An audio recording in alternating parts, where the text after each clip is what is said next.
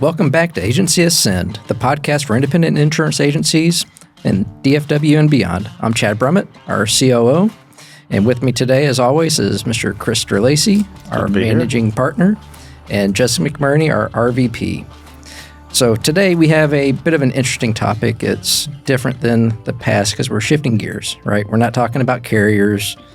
We're not talking about markets, commissions. We're focusing in on a core group of listeners, and that's the agency owners, right? So that's really for them today. So before we get started into it, just anything that y'all want to share, like about possibly little surprises that somebody leaves for me. I wish we were Was that filmed? Oh, yes. I wasn't even in here. I'm filmed. so sad.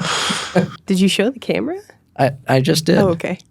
So that's good. It's going to be a plaque on our wall soon. I'm perfectly fine with that sitting right behind me as long as you are, Jessica.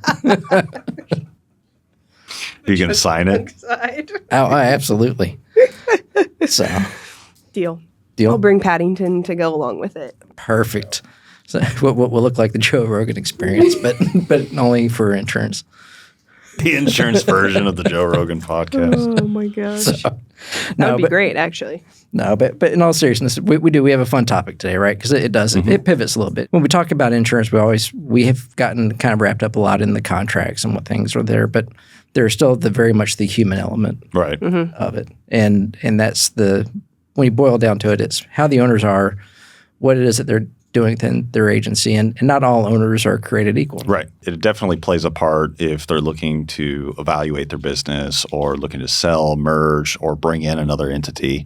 There's so many different variables to it because not every agency owner is the same. Some are lifestyle, some are looking to grow it organically, some are trying to do it with leads. There's not a one-size-fits-all in this type of marketplace. You have the book, and the book's the book. Yeah. But what goes into that makes a huge difference. I think talking about the paths to success, though, what are the type of agency owners that are seeing success in 2026? Because like you said, the lifestyle agency, they're not inherently looking for a large growth percentage. They've built a book, which is what drives a lot of people and attracts a lot of people to our industry, is the reoccurring revenue aspect, right? And so unlike a lot of businesses, you have a little bit more capability to build up a revenue generating machine. Now, I think a lot of people look at that and it's a shiny new toy thinking they're going to get mailbox money when they don't always recognize that it takes work to continue to maintain those clients. But the lifestyle agent is really different than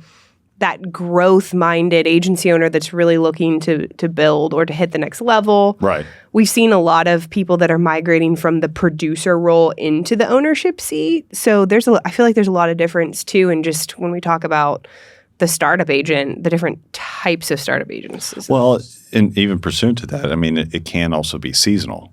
So if you have a lifestyle agent that, decides, I'm sick and tired of the standard grind. I mean, we had lunch with an agent today that was like, I'm looking at jumping into commercial.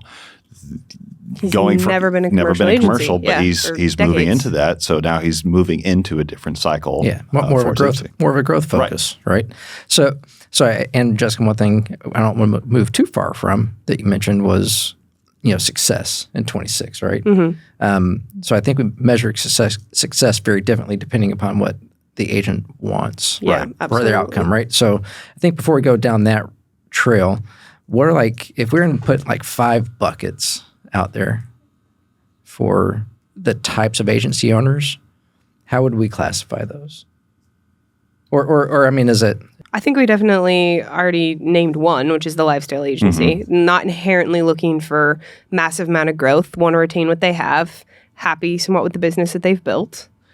I think in today's market, we also have the acquirer, the one that's coming in and they're not inherently looking to build through organic growth. They're looking to buy. Pure acquisition play, right? They're like, hey, I know how much attrition I'm going to have on this type of a book. I'm going to keep this person on for X amount of time to try to bring the clients over, whatever that looks like. But they know that organic growth is so hard. Their whole play is we got capital. Well, it's easier to buy $1 million of revenue than to build $2 million. And the other one's the builder. And the builder, I love that terminology, actually. I think the builder encapsulates a really good subset, and you could probably build 5 more buckets under the builder. But I love that term, actually, because the acquirer, and I think we see this a lot, people come from other industries and they have capital, and so they're buying into that reoccurring revenue type of opportunity, or they own an adjacent business where they feel like this tacks on, they're buying into market. So we have the lifestyle agency, the acquirer, the builder. builder. You also have the producer owner, which is more of, I kind of lump what I would call a scratch as well. Yeah. It's somebody that is a producer. They know how to produce, but they may not understand the nuances of maintaining carrier contracts or what have you. They're out there to try to build. Or it's a company that's looking at getting in insurance that says, hey, this is a lot of opportunity here, a lot of leads. Let's just produce it. Yeah. And that has its own issues in a lot of ways, but also has a lot of reward if you stick with it. And then those looking to get out, I would say, is the other one. Yeah. The exiters. The exiter. The exodus. And the thing is, we're actually seeing that number of the people that are exit focused. Right. Whether it be based on EBITDA, whether it be based off of revenue. Right. That number is going up. Mm-hmm. Yeah. There's a lot more M&A activity. So they're asking the question, is the multiple today one of the best I'm going to get? How much more is it? How much do I have to put into this business to get to the next level, to get to the next multiple? Does it make sense? Yeah, that does make sense. But I think I like that you identified the producer to owner as a separate bucket, because even though I think that they're definitely in a building stage, it's different because a typical builder, they may be a business owner already, but that producer is learning the fundamental differences between being somebody that's just tasked with producing production-oriented and worrying about their desk. Yeah. And maybe just the, revenue generation on or their HR desk. issues, like sharing photos that might not be Yeah, they're learning how to be an owner. They're learning how to be a business owner and all the responsibilities that go into that. And that's a whole nother fun bucket. And so while it's sometimes easy to compartmentalize, right? Mm-hmm. What happens when, say, we have a producer owner, right? In other industries, it's owner-operator. Yeah. And they want to act like a builder or a scaler, right? Yeah, I mean... Does that present problems in and of itself? In some cases, depends on how they're scaling it. Like we also talk about a value-centric, which is a type. You can be a value-centric in any one of these models, but if you're building an agency that's value-centric, focused on relationships, focused on taking care of the customer, your scalability is going to be really dependent on relationships and how you take care of the customer. That's a good one. If you're just scaling for scaling's sake, you may be tempted to buy a bunch of web leads that I've seen an example where an agency spent $30,000 to buying $20,000 of revenue. Okay, well that doesn't work. You spent 30 to get 20. I mean, that math. So you can retain it for multiple years, and then by year 3, you got to retain a policy for 7 years to make a profit on it in some cases. So just being producer mindset has pluses and minuses. Okay. I think there's different stages though, right? And I think that's the whole premise of, evolving your business is they're going to start as that producer to owner, and then along the way, as they're figuring out how they're going to build that agency, they become a builder, a scaler. Maybe at some point they become the acquirer when they have the capital to do it, right? And then at the end of that, maybe they are the lifestyle agency because they've built the type of agency they want to get there. So not only are these different buckets, but it's also different stages of an agency life cycle almost as well, because everybody has to have a growth time period. Mm-hmm. Unless you're just purely acquiring. Purely acquiring, or if you're that producer, right? Because it doesn't necessarily look like growth per se. Right. Because I mean, if you stay like a producer forever, is that what you mean? Or yeah. I mean, there's opportunities that you can do that, and that honestly, with the carrier relationships, they want to see organic growth. So you do have to present some type of production, and rotating it from one carrier to the next year after year is not. That doesn't fit the bill. And maybe let's put some numbers around this. When we say growth, right? You could have 10% growth, organic growth, year over year. Mm-hmm. Carriers would be happy with that. Yeah. As long as your retention and your loss ratio is in check with it. Well, right. You're yeah. not sending stuff out the back door. And your other ratios were good, right? I have a 20% retention ratio. No, And so to me, that could be a viable producer model, absolutely. producer owner, right? Or even a viable lifestyle. But I would not put that in a growth mindset. That producer owner, that's, to your point, that's almost like a one-stop shop or a one-man shop, I should say. Like, What, 1, 2? you know, you're going to have small year-over-year growth. You're focused on keeping what you got. Yeah. You're not really in a huge growth mode. You're not trying to blow it up. You're trying to get to a certain level. You're happy at this certain point with your income. You don't need to continue to invest more into it. You just want to reap the rewards. Yeah, so it's almost like you've got if we have a scratch person, right? Right. They're probably going to go start off as that producer owner, Yeah. move into either a lifestyle business where they could run it for 20, 30, 40 years, or they're going to get a taste and go, I really like this, and they're going to go down a growth path, which it looks very different. Yeah. And I think that a lot of people stand at the fork in the road. I think yearly, you know, when they look at strategic planning, they stand at a fork in the road saying, what am I going to be? Which brings up something in my mind, which is a question. Let's do with forks. Yeah, always. I was going to say left field, but we can bring it back to the fork in the road. Is the lifestyle agency dying? That is my a good question. And I have some thoughts around this, but... Okay, so I'll reserve my thoughts. I want to hear yours. You said you want to reserve your thoughts? Yes. Okay, well, let's hear Chris's, then I'll give my 2 cents. I would say it's changing because the lifestyle agents of, let's say, 10, 15 years ago is astronomically different than what the future lifestyle agents will be. Okay, tell us about that. So you have agents that have built a decent enough book, but the carriers, what we're seeing in the marketplace, are wanting more and more growth from fewer and fewer agents. And so you have those that, let's say, I can't remember the actual statistics, so I'll just make one up. Glad that you 86% of us for agencies out there don't make it to $250,000 in revenue. I actually have used that before because I heard it somewhere. And it sounded 78% good. of all statistics are made up, so it's all good. On the spot, no less. So if that is true, then the carriers are saying, hey, we want to work with fewer and fewer agencies because they have an insatiable appetite to continue to grow, to beat out the competition, make up the market share, move it from captive to the independent side. So the lifestyle agent does not aid them like it used to. It used to be about retaining. Now it's about data and driving that. So that's why I'm saying the lifestyle agency is changing. What will be the future lifestyle agent is somebody who's probably crafty with AI and technology to be able to grab that data and be able to leverage that to their advantage. That would be, I guess that would be my. So $250,000 revenue generating agency goal would be is to have a majority of $400,000 revenue generating agencies. Then the goal would be just incrementally up. Yeah. I agree with a lot of what you just said. I mean, I think you can disagree. It's okay. I know. You can make up stats. Don't you worry. I don't have a problem with that. What, disagreeing or making up stats? No, the disagreeing, the making up stats. It sounded good when I said I'm glad that you gave us a pre-warning on that.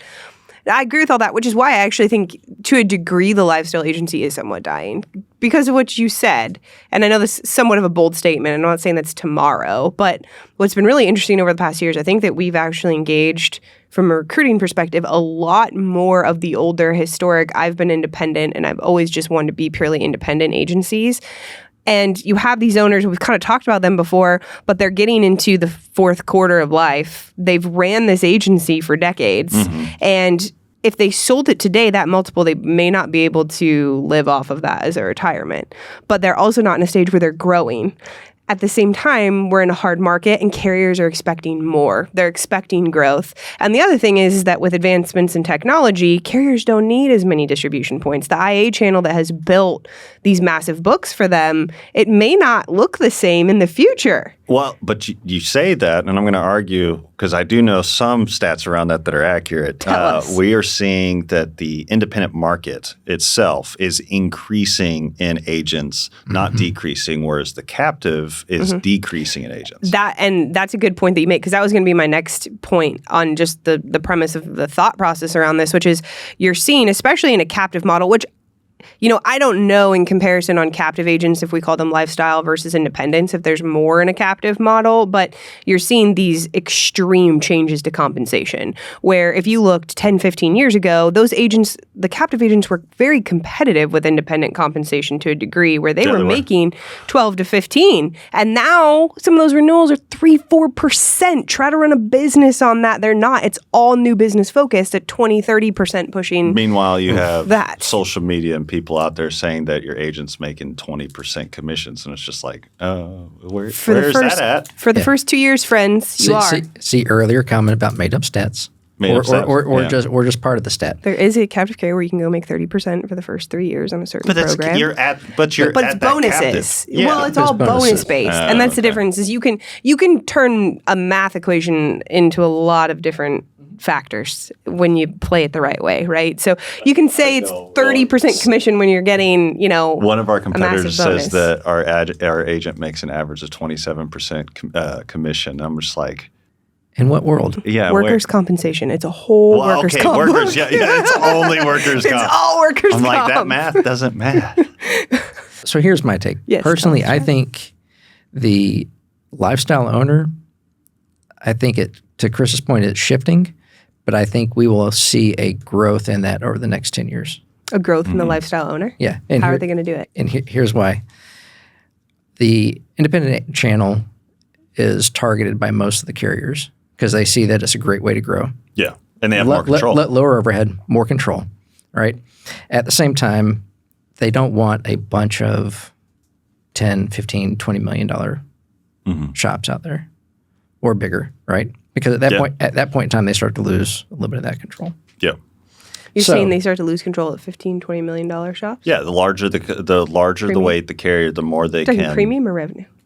Either way, for argument's sake, let's just say revenue. The larger revenue they have, the bit more of ability they have to turn off that flow. Yeah.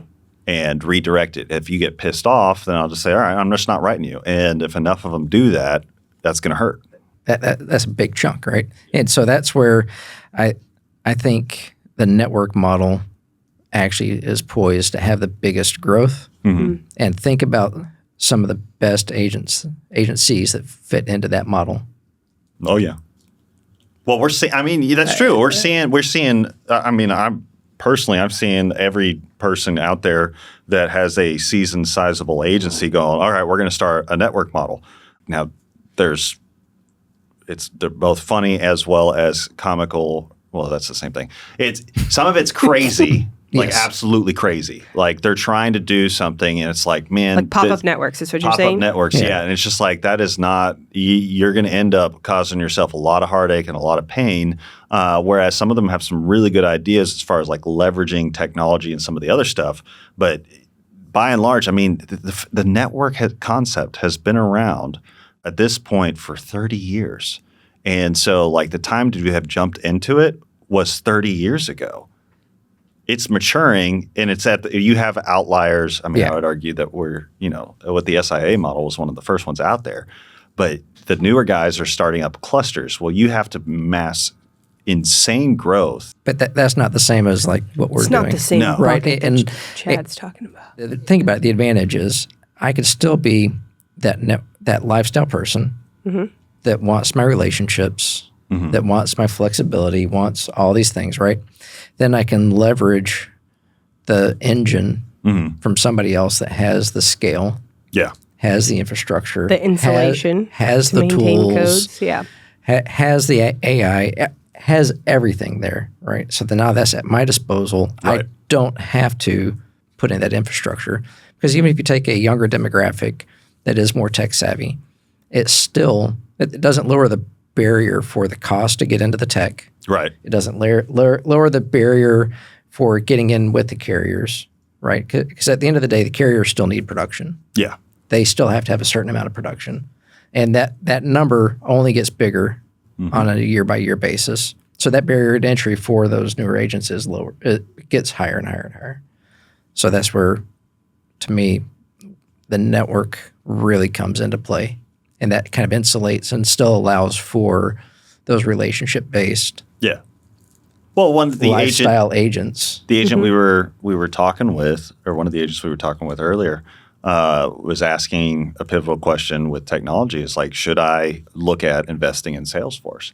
And the amount of collateral you need to dump into to get anything off the ground is substantial. Yeah. Whereas we've been already working towards that for over 5 years, and I'm just like, hey, just hold on. We have stuff. We can give you some resources right now, but you still own your data, and we're gonna bring that to you. And he doesn't have to, on his own, try to invest millions of dollars into something. As we say, let us spend the 7 figures. Let us break it and do all the things, and then bring it to you. Because let us step in the mistakes and then have the finished product. Yeah.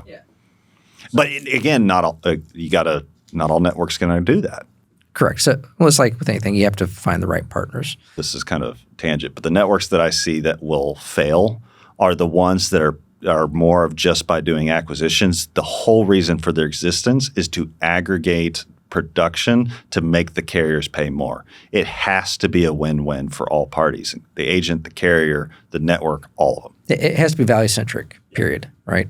And that's value for the member or the agent, the value for the customer, the end user, value for the carriers, value for the people that are connecting all those dots. Yeah. Interesting perspective. So take that to the bank. No. Along with your fake stats. So that kind of covers the lifestyle. And so that producer owner, one thing that we did touch on there is that producer owner, most scratch agencies are going to start that way, right? You have some that are buying, but I would say the vast majority of the people that we've seen come through that scratch is a producer owner, right? So they can either go down lifestyle, but say they want to get into that builder. What does that transition look like? And as the producer, what's all the relationships rely on them. Well, yeah. Well, absolutely. We've talked to a couple agents actually on that very thing, right? You want to exit in 5 years? Who owns those relationships right now? If everything, and that's going to impact when you go to sell. Yeah, absolutely. So to that point, the builder is somebody that's looking to delegate, elevate, bring in other producers, start scaling to be able to transfer their knowledge and some of those relationships. How they do that, that's equally unique. There's many, many different ways to skin that. So, what was one of the most successful ways that we've seen people transition from that early stage producer owner into a growth? And I mean, personally, the ones that I see that do very well are typically very involved in the industry. They're going out and their names are out there. They're finding gung-ho individuals that want to jump into the industry or that are already in the industry that are looking for an opportunity to really scale. Maybe they burnt out at a corporate side and they're like, man, I really want to get in the private sector. Like that they already have that sales mentality. And it's like, look, I'll teach you the insurance side. But you have to have the hunger and you have to have the drive. So if they can identify those individuals, then they can partner with them to help them scale. When you think producer, you used to recruit these individuals, so hopefully I still. What were you looking? Well, I mean, yeah, fair. Well, yeah, what is it that you do now? Yeah. I think when we talk about producer owner, right, and I think we mentioned this, we're really thinking it's a smaller shop, right? They're building something up. They're transitioning to be an owner. When we talk about the builder and scaling, and to your point, Chris, going out and hiring the right people, building a dynamite sales operation. And I had an owner one time, and he created like a pit in his agency, and he brought everybody in, right? And he called it his high-octane sales environment. Still a very close friend that I talk to all the time. And I think that organizations that do this really well in scaling, They know the type of organization that they want to be, and they build an epicenter that is training, that is support, that is resources, that is competition, and they keep putting into it. The people that I don't think scale well are the ones that they hit speed bumps, they burn out, and they don't realize that as an owner, it's your job to consistently fuel the fire. It's your job to consistently innovate, adapt, and continue to build the people underneath you so that you can continue to scale the business. Because the responsibility of building that is really on you. You can have dynamite people that do it and you do it together, but you are fueling a lot of that. So creating the epicenter that can train people, that can inspire them, they will build the book when you have the processes, the systems to do it. Now, whether that's through a ton of lender relationships, or it's buying internet leads, or it's all centers of influence. There's going to be an array of different tactics, and each producer in that great epicenter might do that a little bit differently. And I think that that's the beauty of it, is that when you get a good mix and you have an environment where people have the freedom and the resources to go hunt, to go do what they do well, to do service, kind of like what we see with, larger agencies, that's where some of the magic happens, and there becomes this scaling where there's true growth versus I'm an owner, I got 8 hours in a day, and I can only do 3 hours of selling and no, it's more 7 like hours I'm of the owner. service. I do 14-hour day. No. Well, I'm just saying in that producer where they're like, hey, I'm happy getting my, $200,000 a year out of the agency. Yeah. I'm working 8 hours because I did this to get freedom. And that's the difference between the builder, is the builder did not become an owner for freedom. They became a slave to the business to build it. I get what you're saying, right? Because, and I think that to me is actually the biggest difference when you get into that fork in the road, right? That pivot point between lifestyle and really growth minded, is it comes down to how's that person wired? Yes. Are they wired for comfort, or are they wired for challenge? And the destiny is always moving. Yeah. Right? This is my goal now. Great. I've achieved the goal 5 years ahead of time. What's next? What's next? So that person that's constantly asking what's next, that's that mindset that kind of moves into that builder. And I think sometimes that's possibly where some people get misaligned, owner and business, right? Is they put goals for the business that maybe are aligned with a builder, right? I want 30% year over year growth. I want to do all these things, but I'm a lifestyle owner that wants to control every single thing, every aspect of the organization. And at that point in time, I become the gate for any type of real growth. Any type of, right? Yep. So it's at what point in time do owners need to actually, or how do they recognize where is it that my heart really is? And then how do I move down that path? So that way I can really, I love what you said, be the fuel for the fire, right? So they're Not the slave. Wow. So I can be the fuel for the fire. So they seek repentance and they go before God and they pray to Him and say, no, I mean, it's going to come from a variety of different angles. I think having mentors, having coaches, really taking an honest look at, who they're staring at the mirror. Well, and you're right, but I think I would say a different thing. I think there's an easy self-assessment. Okay. Let's hear it. If somebody was to look at their revenues or their margins, if it looks like a sawtooth, right, then that means that there's something wrong. I want to grow, but I hit a certain point where I've outgrown myself, so it turns into a loss. Right. I stabilize it. I try to grow again. I hit that point. Goes back. And back and forth, So when we see that sawtooth, it's either, all right, I'm trying to outpace where my knowledge, skills lie, in which case I need to look outside, start hiring that team, right? Or maybe it's I've outpaced my ability or desire to let go. At which point in time, then I have to say, all right, am I really okay with being at this level where it's sustainable so I don't have to keep doing the sawtooth? Right. I think there's a lot of people that come in and they have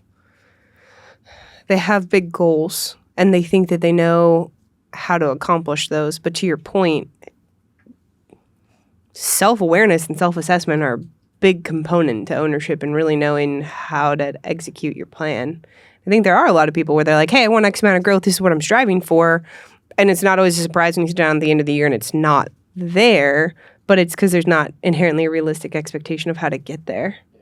So what are some of the early warning signs other than like revenue sawtooth? That's a perfect indicator. Unfortunately, it's a lagging indicator. Mm-hmm. So I had to have messed up in order to have the dip in revenue. I think there's basic mindset issues that you can see pretty quickly. Like to your point, Chris, in finding mentors and like looking for the right things. I think that that's a lot of building mindset and staying in the right mindset. But I think that you can run into people in general in life, but definitely in ownership too, where they sit down, they have these goals, and when you look at why things aren't getting executed or why things aren't coming to fruition, it's always everybody else's fault. It's the market. It's the carrier doesn't want the business. The carrier only wants package. I can't do that. I can't do this. And there's all these reasons. There's all these variables as to why it doesn't work for them.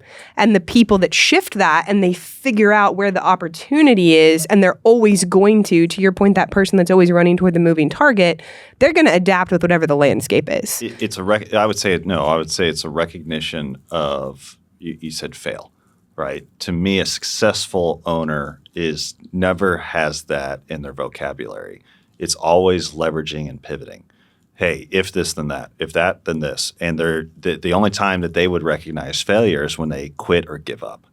Because even a failing agency, if the owner's sitting there figuring out what they need to do to be successful, pivoting to a different market, they're always seizing on the next opportunity and pushing themselves into that. Fair enough. And failure is poor choice of words. But that's why I latched on. But it does boil down to wins, losses, right? Yes. You take a lump.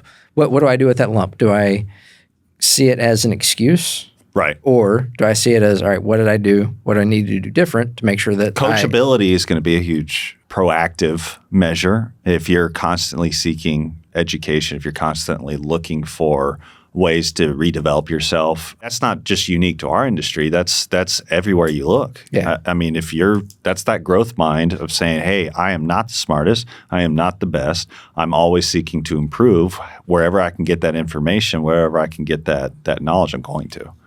And Jessica, you said they look at their goals and they've missed them. What about just lack of goals? I mean, if you have a lack of goals, I think that's a question. I don't know that that's a builder at all. You know, if we're talking about builder, if you aren't running towards something specific or writing it down. I want to make one exception. Okay. Because I am not the greatest at goal setting, but I am somebody who says that we should be good stewards of the things that we do. And so for me, goal setting happens to be one of the things that as a steward, we should always be pushing. Like, am I looking at the resources that we're applying to this correctly? How am I leveraging that? What am I going to be doing with that? We were talking about the goal setting. You should set goals. You should always be looking at how you can improve. But I think more importantly, if you're not pushing that opportunity and you're not looking at what resources you have at your disposal and thinking it's a finite resource, how do I leverage it the best, then you're not being a good steward. So I think this is actually, we could probably spend another hour on this. So what I'd actually like to do is, what I'd actually like to do is say, let's move for the next podcast.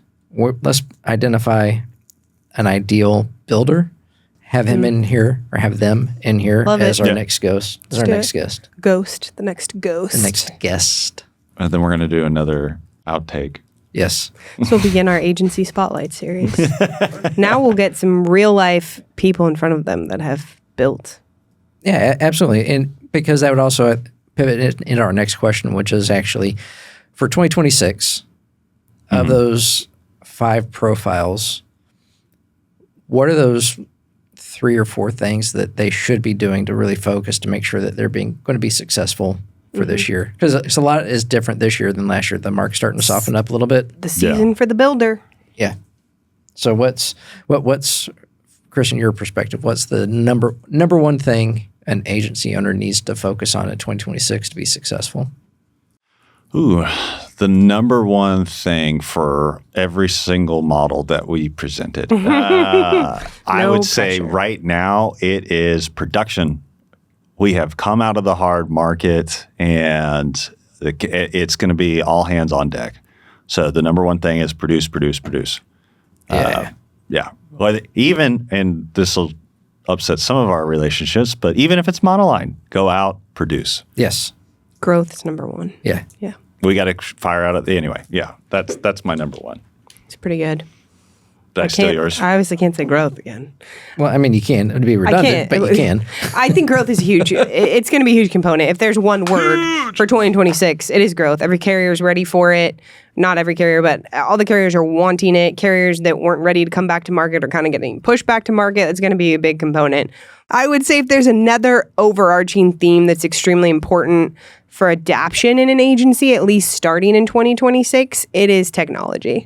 Because we are running so rapidly with AI and we are running so rapidly with data that the chasm is going to continue to widen for the agencies that know their data inside and out, are leveraging it, are leveraging AI optimization, are figuring out how to utilize that in an agency, and the ones that are not. And even if you're using platforms, are they doing what they need to do for you? Are they efficient? Because the ones that do that, they're going to be able to get to production at volumes that we haven't seen before. And the ones that don't adapt, they're going to be historically behind because these other guys can move so much faster now. So, yeah. And for me, I would actually say the word that you just used is adaptability. So much is in flux right now in 2026. Carriers have so much change happening to them that the agencies that are going to do well this year are going to be open to pivoting quickly. Very good. Rather than getting wrapped up into, well, this is what we've always done, or why, asking the why, because at some point in time, the people that can just take what's being presented, run with it fast, and then figure out the why later, that's who's going to win in 26, because there's a lot of changes coming down the pipeline. Very good. Well, as always, before we say goodbye to our audience, we have to get into our quotes, books, movies, something that's impacted you recently, or maybe an oldie from way back that you just thought of. And we'll let Jessica start today. Oh, good. So my book for this week, it is a throwback from the last time that I read it, but it is Dare to Lead by Brené Brown. If anybody in this room has read Brené Brown, I don't know. She talks about cultivating courage in leaders. A lot of this book also talks about moving beyond titles. It talks about leading with vulnerability, connection, empathy, all those wonderful things to create leadership that really invokes people to want to follow and invokes change. So it's a very solid one, an oldie but a goodie. Very nice. I'm embarrassed to go with mine. After today? No. I don't know. I had to redirect it. I'm so afraid right what now, that could mean. I'm, for all the listeners, recently married, and we are trying for kids. So that's the goal, right? Yes. Make babies. And I'm currently reading We're Pregnant, the First Time Dad's Pregnancy Handbook, because I know nothing about this. And so it's Adrian Culp. And one of the quotes is, well, there's several, but like, stay calm, go with the flow. That was an interesting one. Take care of her like you're taking care of your baby. I love that he has a First Dad's Pregnancy Handbook as the suggested read for this week. When you know, and if you don't know, well, you're going to be so ready.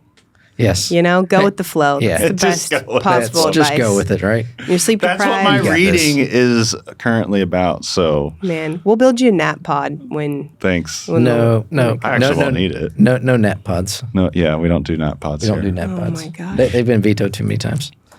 There have been requests. Yes, multiple. Many. All right. All right, Chad, bring it home. I have no idea how to follow that. Yeah, we went in a lot of different directions today with that. That doesn't help any of our listeners unless they're having kids. There are some, I'm sure. Yeah. Yes. So mine will be very different. I hope so. Quote. Mine's actually a quote from Einstein, and the reason why it stuck out to me is it deals with the fact that we do have a lot of change from 25 to 26 with where we're going, right? And so he had a great quote on progress, and it was simply, we cannot solve our problems with the same thinking that we had when we created them. Right? So. What wisdom. Yeah.